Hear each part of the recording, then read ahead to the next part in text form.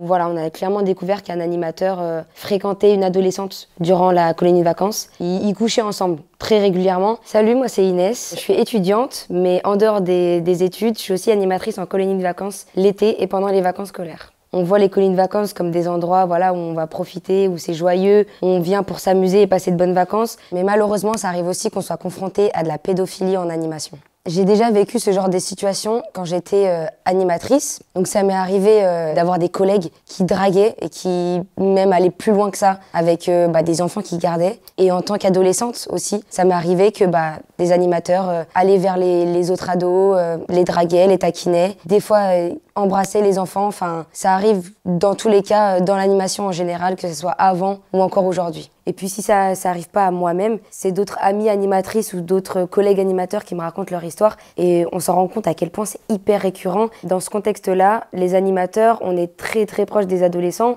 on les couche le soir, on les réveille le matin, on rigole avec eux, donc ça peut favoriser certains comportements. En animation, ça arrive qu'il n'y ait pas beaucoup d'écartage entre les adolescents et les animateurs, donc on peut se retrouver avec un animateur qui vient d'avoir 18 ans ou qui va sur ses 19 ans et qui garde des ados de 14 à 17 ans. Et donc ça aussi, c'est un facteur qui va favoriser du coup l'acte et qui va donner encore plus des idées malsaines à certains ou certaines animatrices. C'est super dur pour nous de savoir si c'est de la drague ou si c'est seulement un animateur ou une animatrice qui est juste gentil avec l'adolescent, sauf qu'il y a des signes qui ne trompent pas. Quand il y a un animateur qui est beaucoup plus souvent avec la fille ou le garçon, plutôt que préparer une activité, il y a des petits détails qui se montrent et au fur et à mesure, on fait le rapprochement, on fait le lien et ça se voit. Et puis des fois, ça peut être clairement explicite. Des fois, c'est même des adolescentes qui viennent nous voir et nous dire écoute, Inès, l'animateur là, il m'a clairement demandé s'il voulait qu'on se voit après la nuit. J'ai été témoin de plein d'actes de pédophilie, mais il y en a surtout un qui m'a vraiment choquée. C'est le jour où on a clairement découvert qu'un animateur fréquentait une adolescente durant la colonie de vacances. Ils couchaient ensemble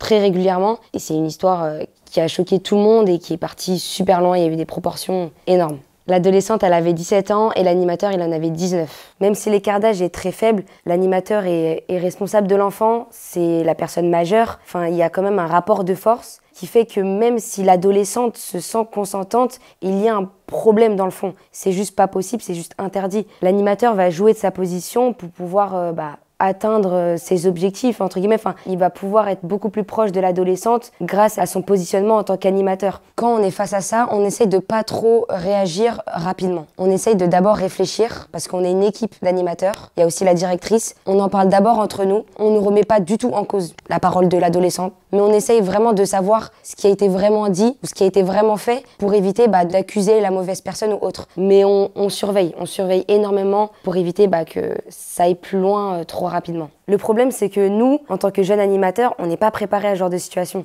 Généralement, on ne s'attarde pas sur tous les sujets au BAFA. Comment réagir, qu'est-ce qu'on doit faire? On nous apprend tout ce qui est possible, les lois, le règlement. Et donc, il y a un peu moins de prévention sur les sujets comme les relations entre animateurs et adolescents. Et donc, malheureusement, ceux qui passent le BAFA vont pas passer par cette étape de prévention. Je pense qu'il y a un réel problème au niveau de l'attribution du BAFA. C'est une formation qui est accessible à tous et donc tout le monde peut l'avoir. Quand il se passe ce genre de choses, l'animateur, il peut vraiment avoir de gros problèmes. Il va d'abord perdre son BAFA, il va être mis en liste rouge et par la suite, forcément, il va avoir un procès. Mais dans tous les cas, il va perdre son BAFA et il ne sera plus jamais animateur. Si ça vous est déjà arrivé ou si ça vous arrive, parlez-en autour de vous. Vous n'êtes pas seul dans cette situation, ça a déjà arrivé à plusieurs personnes et ça peut encore arriver à d'autres personnes. Et pour y remédier, il faut en parler, il faut dénoncer pour que ce genre d'animateur ou animatrice ne mette plus un seul pied en colonie de vacances ou en centre aéré ou tout simplement dans l'animation.